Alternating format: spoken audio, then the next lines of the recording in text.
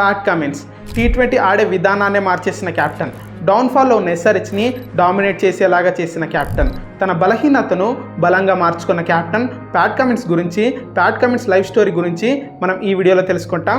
Pat Cummins fans కింద comment చేయండి.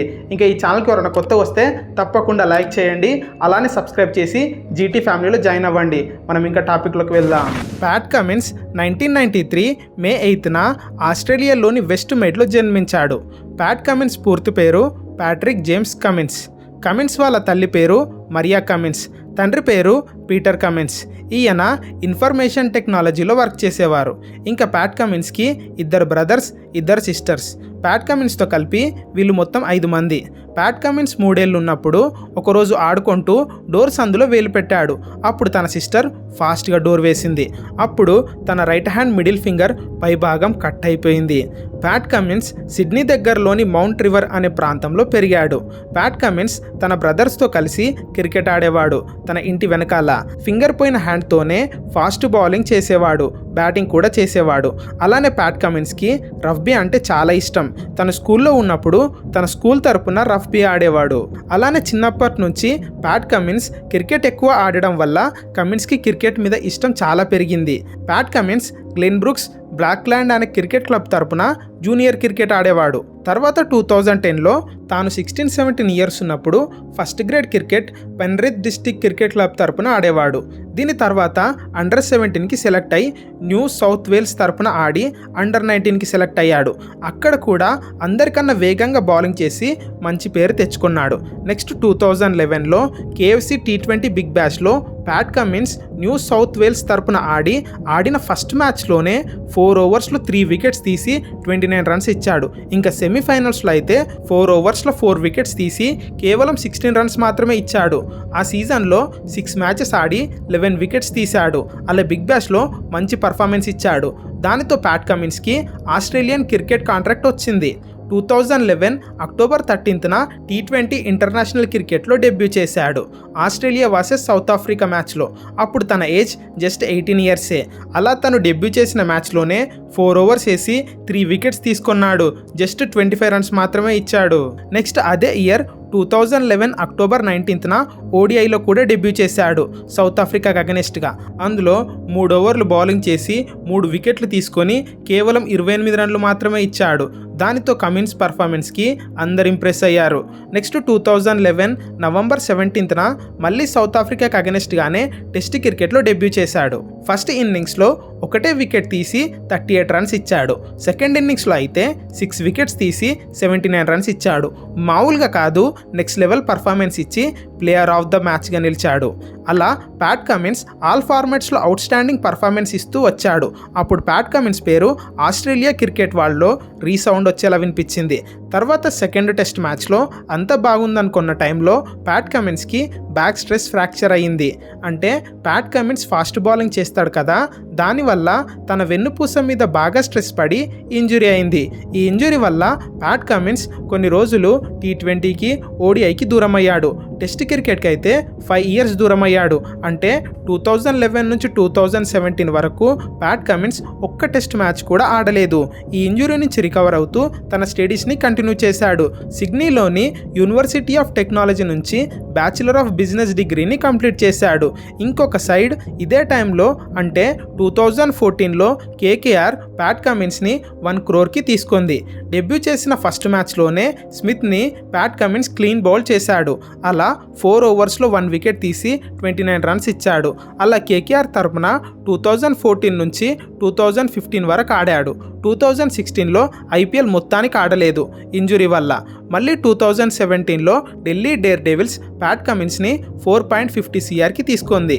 Next 2018లో Mumbai Indians 5.40 CRకి Pat కమిన్స్ని తీసుకుంది. కానీ ప్యాట్ కమిన్స్ విత్డ్రా అయ్యాడు. ఇంజురీ వల్ల ఐపీఎల్ మొత్తం ఆడలేదు. 2019 ఐపీఎల్ కూడా ఆడలేదు. కానీ 2019 ఐసీసీ ఓడిఐ వరల్డ్ కప్ ఆడాడు. ఆస్ట్రేలియాకి వైస్ కెప్టెన్గా చేశాడు. అందులో మంచి పర్ఫార్మెన్స్ ఇచ్చాడు. 10 మ్యాచ్లలో 14 వికెట్లు తీసుకున్నాడు. ఈ వరల్డ్ కప్లోనే పాకిస్తాన్కి అగెనిస్ట్గా 10 ఓవర్స్ బౌలింగ్ చేసి 3 వికెట్స్ తీసి కేవలం 33 రన్స్ మాత్రమే ఇచ్చాడు. ఆ రోజు ప్యాట్ కమిన్స్ పాకిస్తాన్కి చుక్కలు చూపించాడు. ఇంకా అదే ఇయర్ అంటే 2019లో 12 టెస్ట్ మ్యాచెస్ ఆడి 59 వికెట్స్ తీశాడు. శ్రీలంకకు అగెనెస్ట్గా జరిగిన ఫస్ట్ టెస్ట్ మ్యాచ్లో అయితే కేవలం 23 రన్స్ ఇచ్చి 6 వికెట్స్ తీశాడు. పాకిస్తాన్కి చుక్కలు చూపిస్తే శ్రీలంక ఏకంగా గ్రహాలు చూపించాడు. అలా ప్యాట్ కమిన్స్ ఆల్ ఫార్మాట్స్లో లీడింగ్ వికెట్ టేకర్గా నిలిచాడు. 2019లో వరల్డ్స్ బెస్ట్ ప్లేయర్గా నిలిచాడు. అదే year 2019 ICC men's test cricketer of the year అవార్డుని విన్ అయ్యాడు.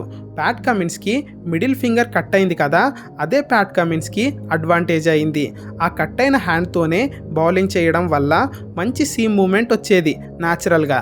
అలా ప్యాట్ కమిన్స్ తన బలహీనతను బలంగా చేసుకొని వరల్డ్ క్లాస్ బౌలర్ అయ్యాడు.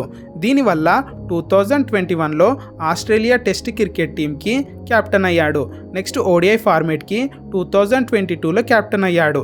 తను కెప్టెన్సీ చేస్తూనే మంచి బౌలింగ్ చేసేవాడు. తన కెప్టెన్సీలో టీం అంతా మంచిగా పర్ఫామ్ చేసేది. ప్యాట్ కమిన్స్ లీడర్షిప్ చాలా బాగుండేది.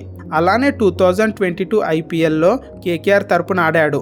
అందులో ఒక మ్యాచ్లో ముంబై ఇండియన్స్కి అగెనెస్ట్గా ఫాస్టెస్ట్ హాఫ్ సెంచరీ చేశాడు. 14 బాల్స్లో 50 రన్స్ కొట్టాడు.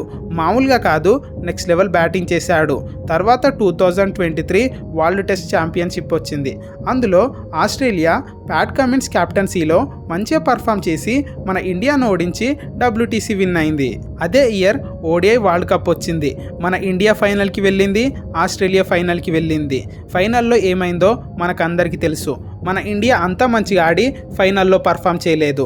ఆ రోజు ప్యాట్ కమిన్స్ చెప్పి మరి నరేంద్ర మోడీ స్టేడియంనే కాదు, మొత్తం ఇండియానే సైలెంట్ చేయించాడు.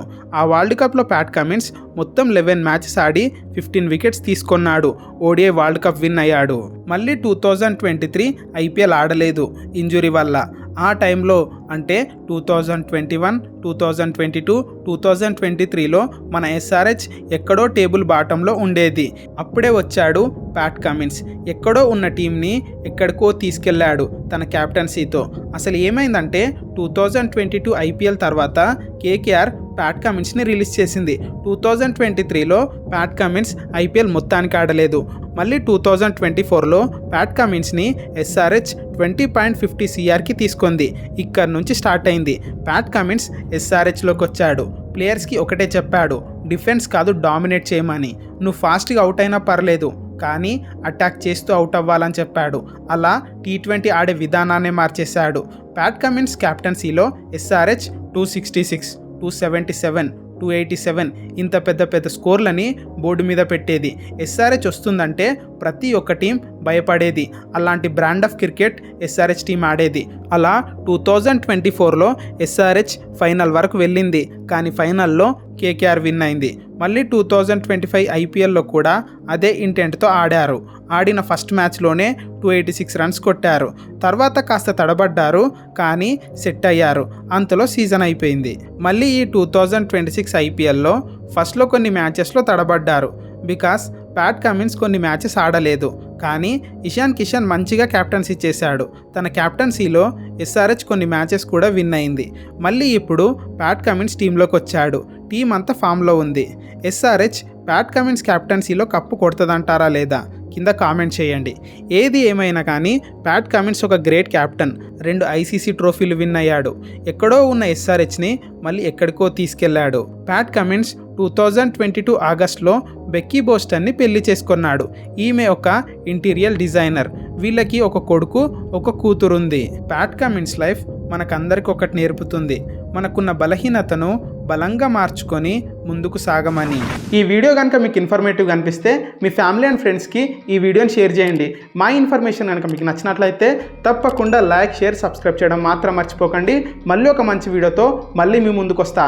ఒకసారి ఛానల్ మొత్తం చెక్ చేయండి, చాలా మంచి వీడియోస్ ఉన్నాయి. నమస్తే.